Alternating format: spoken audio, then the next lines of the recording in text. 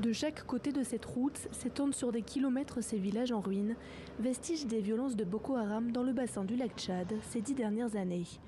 Mais depuis 2 ans, les autorités nigériennes ont fait la promesse aux 120 000 déplacés internes de les aider à rentrer chez eux comme dans ce village où Oumara a fait le pari de repartir à zéro. Quand nous nous sommes installés, les 3 premiers jours, nous étions obligés de partir passer la nuit en brousse. Mais maintenant, l'armée a été déployée et n'a jamais quitté le village. Alors Oumara a rouvert cette petite épicerie au bord du goudron. Mais depuis son retour, difficile de relancer son activité. Au début, ça marchait vraiment bien. Je vendais de la farine de maïs, de l'huile pour la cuisine.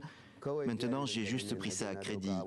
Ce que vous voyez là, c'est ce qui me permet de prendre 15 personnes en charge. Mais ce n'est pas suffisant. Je suis encore obligé d'aller chercher du bois en brousse pour le vendre ici. Comme lui, Yagana espère retrouver sa vie d'avant. Après 2 ans de mouvements forcés, la communauté internationale lui a attribué ce logement où elle s'est installée avec son mari et leurs 4 enfants. Ça, c'est notre chambre à coucher. Nous avons besoin de couchettes, nattes, matelas et quelque chose pour embellir la maison, qu'on nous donne pour qu'on aménage bien notre chambre. Quant à leur source de revenus, au début, nous recevions l'assistance alimentaire, mais plus maintenant, alors que nous en avons besoin. Depuis, la famille se débrouille à l'aide de ce petit cheptel de moutons qu'elle a constitué. On les élève, les jours où on n'a pas à manger, on les vend. Pour pérenniser le retour des habitants, un centre de santé et une école ont été reconstruits. Mais pour Abdul Rachid humanitaire, il reste encore beaucoup à faire.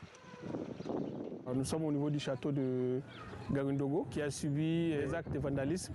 Donc on a le château à l'heure actuelle, le château n'est pas fonctionnel. Des installations ciblées par les groupes armés qui utilisent ce village comme point de ravitaillement.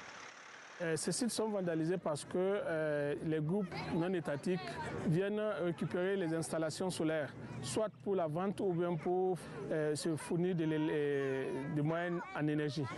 Difficile d'assurer le retour des populations qui vivent dans des villages le long de la rivière qui marque la frontière avec le Nigeria. Malgré les efforts des forces de défense et de sécurité nigériennes, nombreux sont ceux qui craignent la période de décrue. Une décrue dont pourraient profiter Boko Haram et autres groupes criminels pour traverser la rivière et reprendre les hostilités.